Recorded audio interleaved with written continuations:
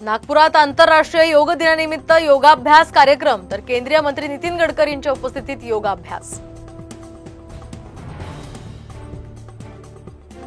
महाराजांची भवानी तलवार आणण्यासाठी सरकार प्रयत्नशील, शिवराज्याभिषेक दिनी सीएम शिंदेंची घोषणा।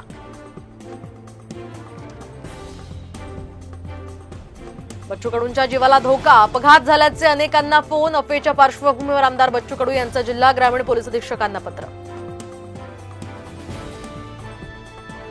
मान्सूननं जोर धरल्यानं खोळंबलेल्या खरीपाच्या पेरण्यांना वेग तर ठाणे, पालघर, रायगड आणि रत्नागिरी जिल्ह्यांना पावसाचा ऑरेंज अलर्ट। भंडाऱ्यात कांदा 20 रुपयांवरून थेट 45 रुपये किलोवर, तर पुढे दर आणखी वाढण्याची शक्यता। सर्वसामान्यांना आता बसणार महागाईची झळ।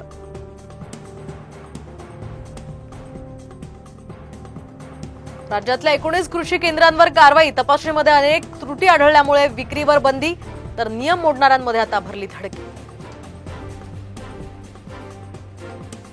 पश्चिम विदर्भात 5 महिन्यांमध्ये 461 शेतकऱ्यांच्या आत्महत्या। शेतकरी आत्महत्यांवर खासदार बळवंत वानखेडे आणि आमदार बच्चू कडू आक्रमक।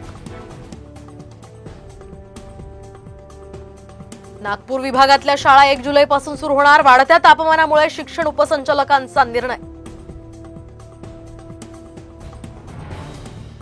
साताऱ्याच्या बंटी बबलीकडून लोकांची कोट्यावधींची फसवणूक, चक्क पंतप्रधान कार्यालयाचे राष्ट्रीय सल्लागार असल्याचं भासवून अनेकांना गंडा।